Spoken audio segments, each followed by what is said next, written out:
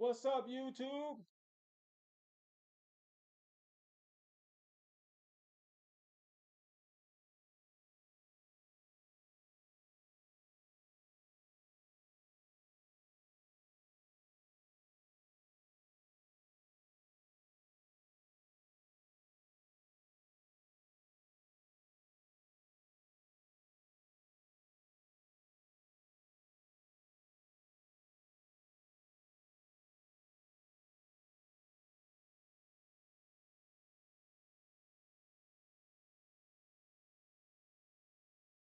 Sober Talk with Brother Brandon, the Raging Cajun.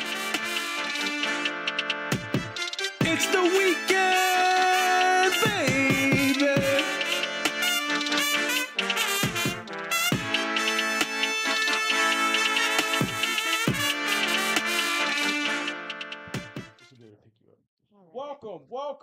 Welcome back to another episode of Sober Talk with Brothers Brandon, the Raging Cajun. It's the weekend, baby. I hope everybody had a safe, sober weekend.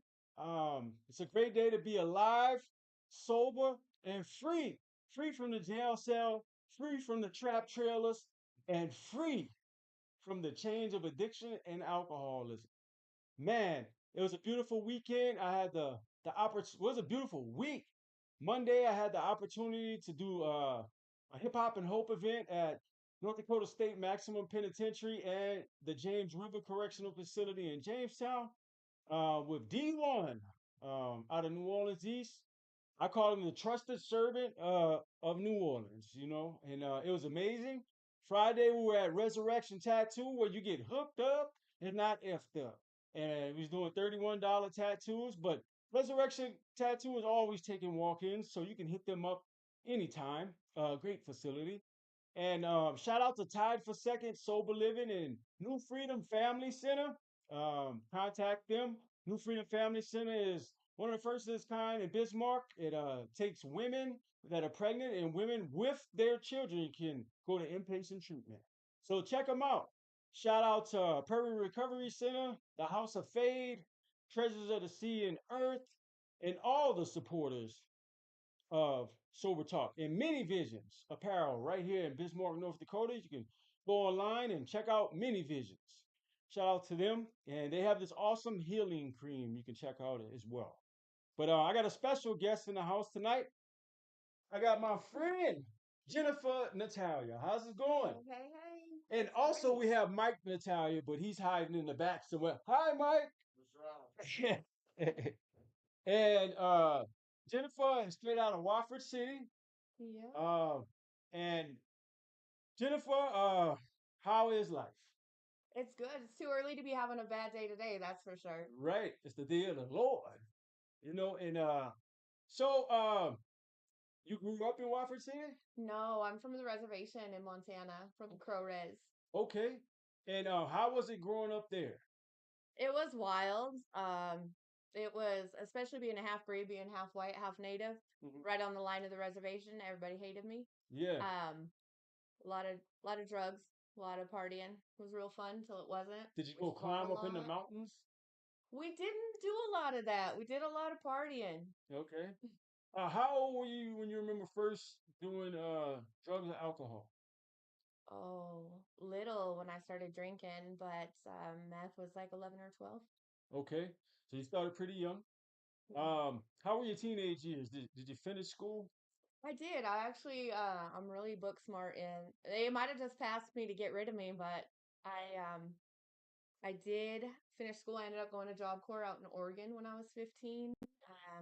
I went to rehab the first time when I was 13. When I got out of there, Mm-hmm. tried living with my other parent, and then went out to Oregon to Job Corps in high school early. Mm-hmm. Got some business certificates out there at the college. Mm-hmm. And did you stay in Oregon? I did for a little bit. It was, again, real fun until it wasn't. That's how addiction goes, though, right? Right. So you did the geographical change. Oh, yeah. And everywhere I went, there I was. Yep. So where did you go from Oregon? I've lived in every state from Indiana down to Florida and west.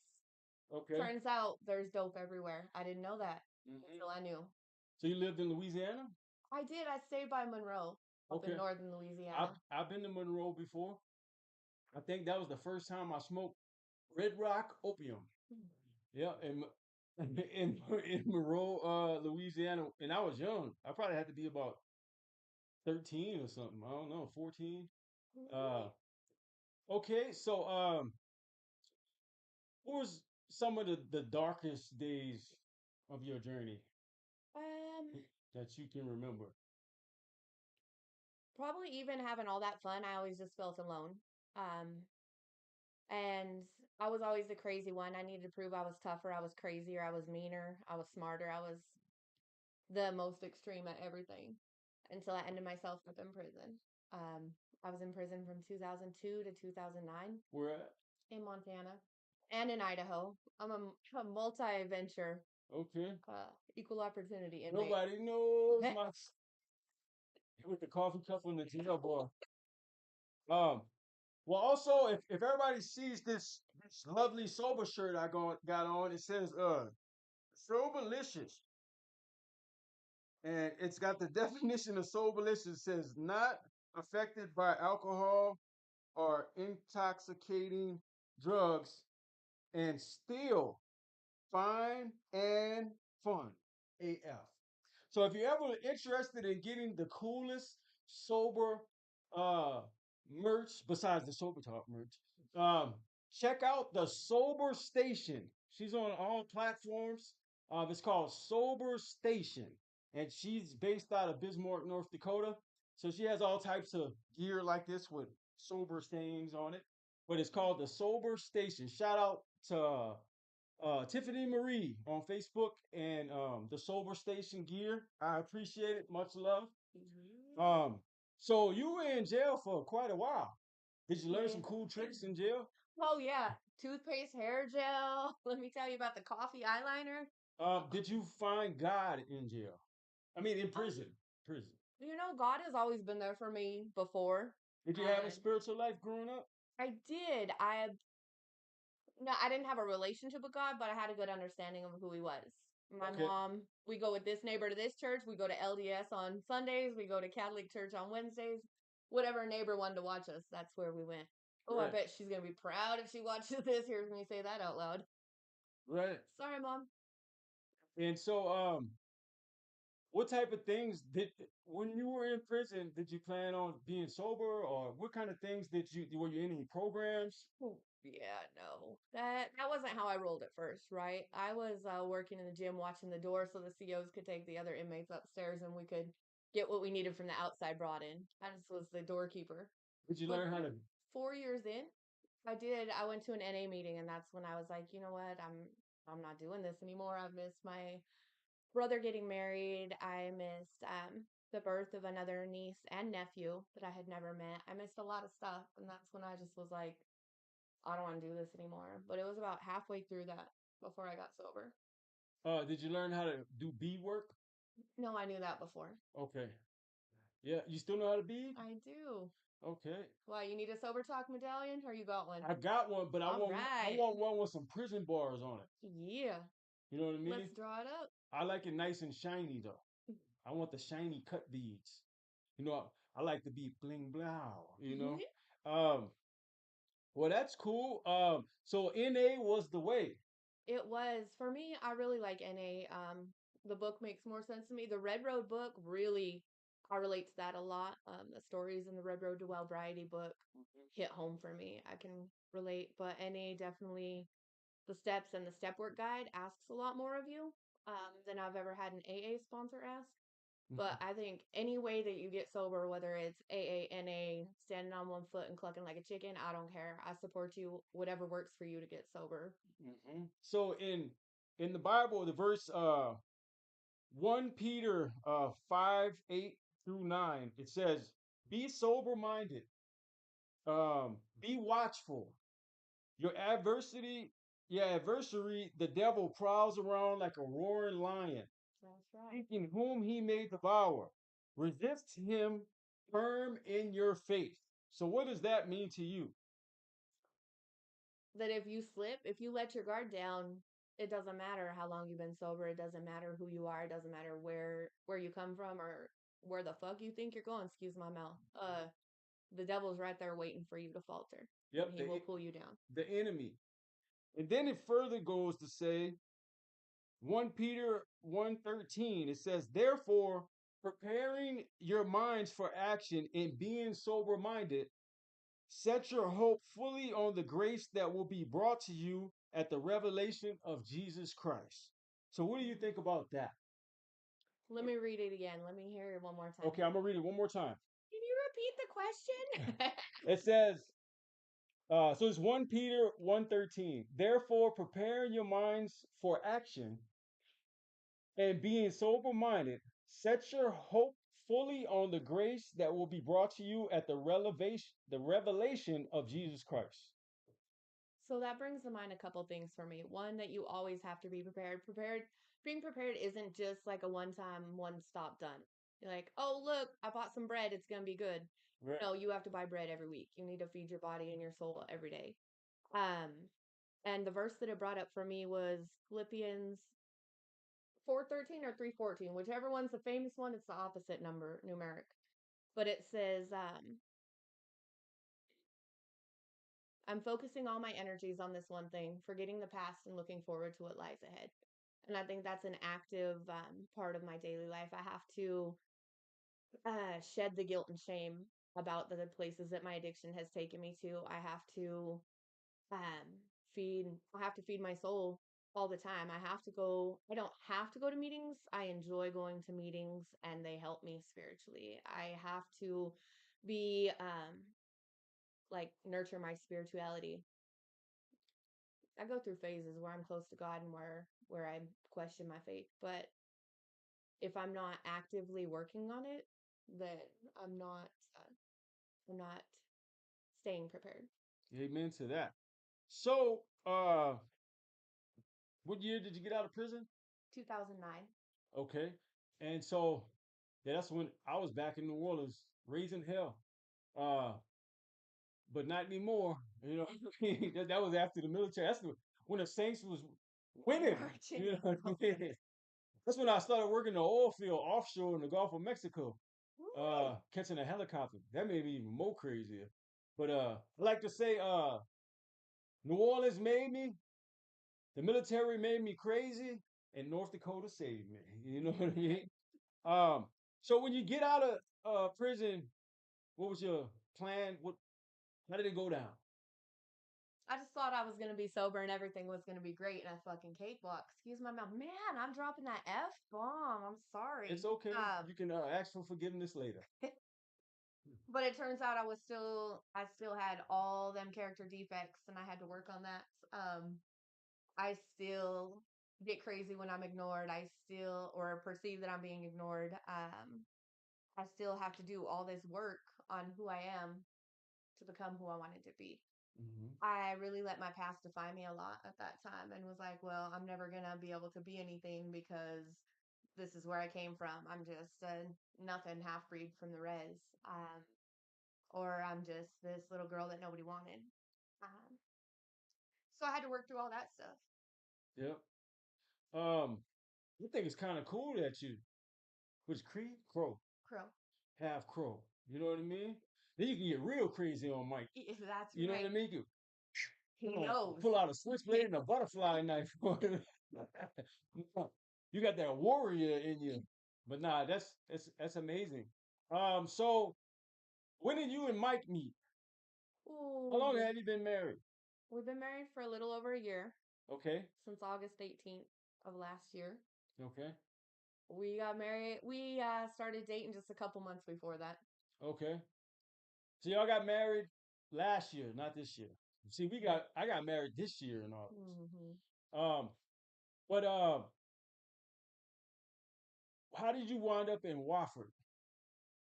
So I was working on contracts, What going year into was that? businesses that were struggling from 2014 on because I couldn't get a good job being like, oh, I just got out of prison. Give me a chance. It Yeah. didn't work for me like that. Mhm. So I went to work for myself consulting and I would go into businesses that were struggling and fix them, primarily finding out who was stealing because I was real good at spotting ways that would be easy to steal. Imagine that. Uh-huh. Um, and I took a contract in Williston, North Dakota, and I had my daughter up there, so I've just been there most of the time since 2014. Where were you at before Montana? In Vegas, working for Helene Neville, right there on your Okay. wall. Shout out to Helene. Yeah, one on the run, baby. Yeah. You want to grab that picture? If you Yeah. don't mind. Uh, Helene is an amazing woman. If you don't know her, she was on my show back when I used to do it on the radio station. But this is her. She has ran, fought cancer, and ran across every state, including Alaska, Hawaii, and Puerto Rico. This Uh, little lady ran like 50 miles a day. We found places for her to stay. Like there are great people that I know in with Bill. her on the run. No, I was supporting her, but setting up places for her to stay. She stayed with Aaron Trunnell in Butte, Montana. She stayed with some people in Missoula that I knew. She was all over. She ran 50 miles a day, all the way, every day until she made it from Maine to Seattle that year. Yeah, so look her up. Helen Neville. Is it Neville or Helene Neville? Neville. Helene Neville. Yeah. That's her. Las Vegas, Nevada.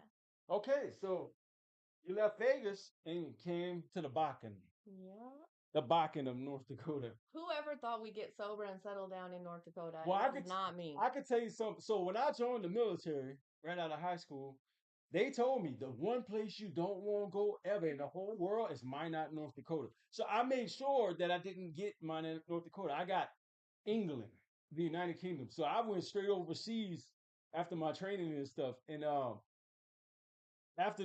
traveled the whole world in the military, and then I moved back to New Orleans for about almost 10 years. And don't ever move back to the place that kind of made you sick in the first place. You know what I mean? Well, wait for a while before you go around there. But and long and behold, I wound up in North Dakota. You know what I mean? Wow. How long were you out of the military before you came up here? Almost 10 years. Dang. Well, no, yeah, 10 years. Dang. Yeah. That's wild to And think. now I've been here almost 10. No, this month will make 10 years since I first came here. Yep. The day after Thanksgiving in 2015, with some of my partners from Thibodaux, Louisiana. Shout out Thibodaux, Louisiana, to work at the gas plant in Beulah. Wow. Yep.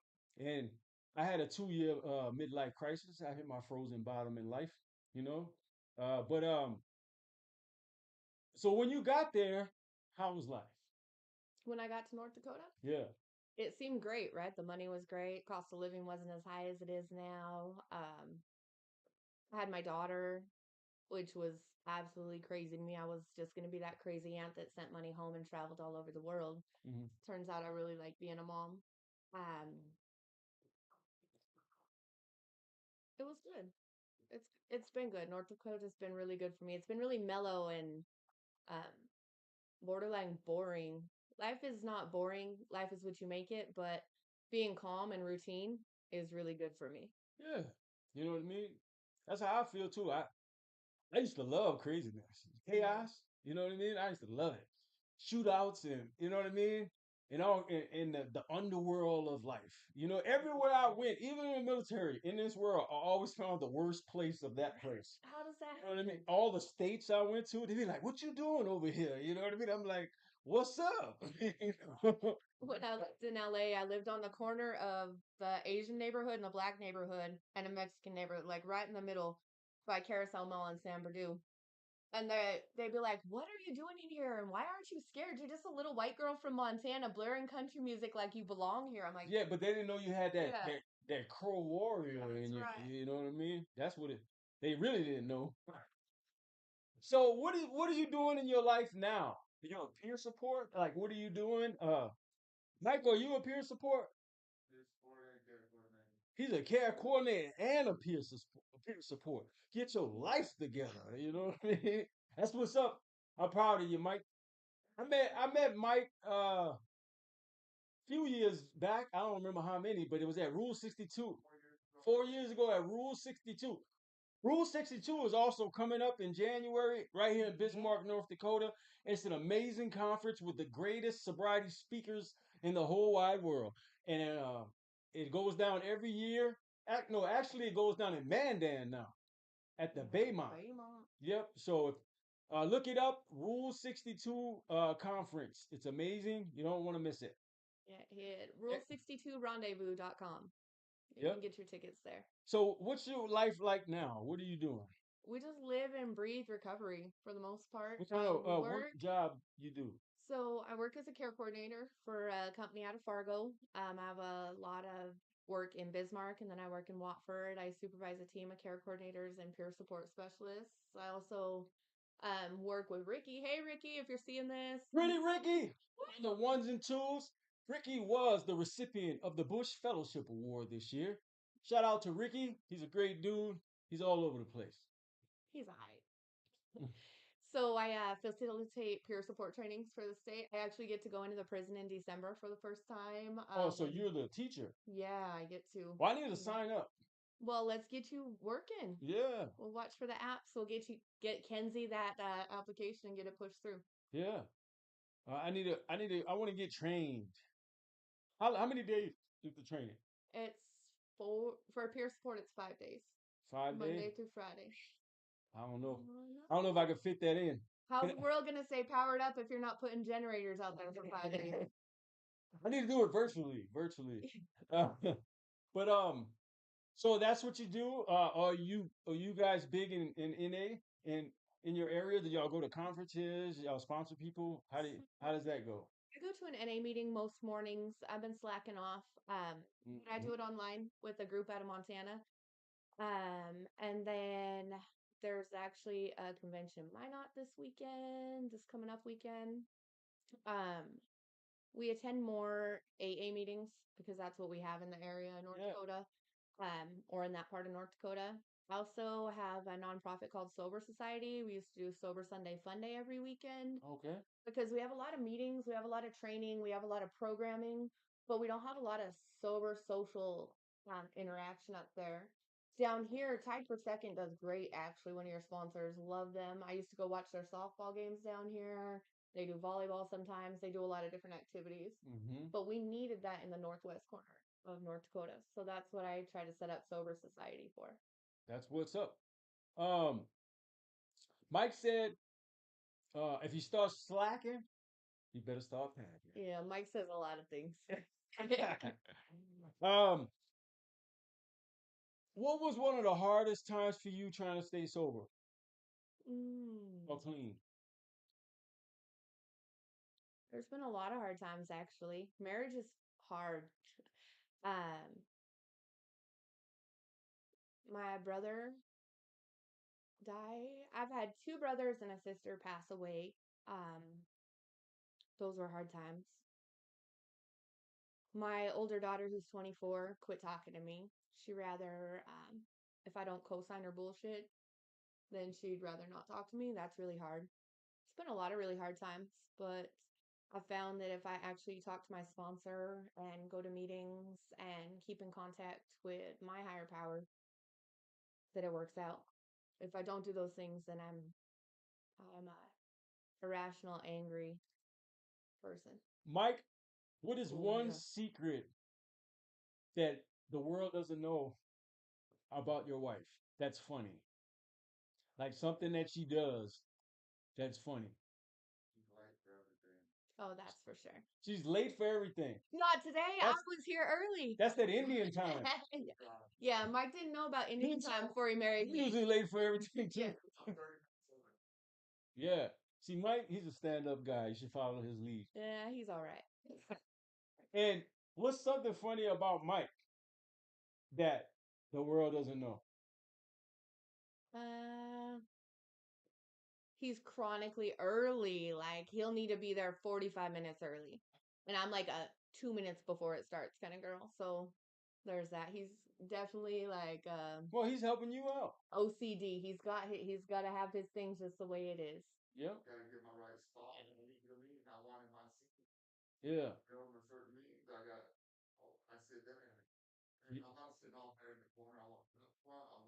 Yeah. Mike said he want to get his parking spot. He want to get his perfect seat in the meeting. I feel you, brother. Yeah. He wants. Yeah, he wants to be prepared.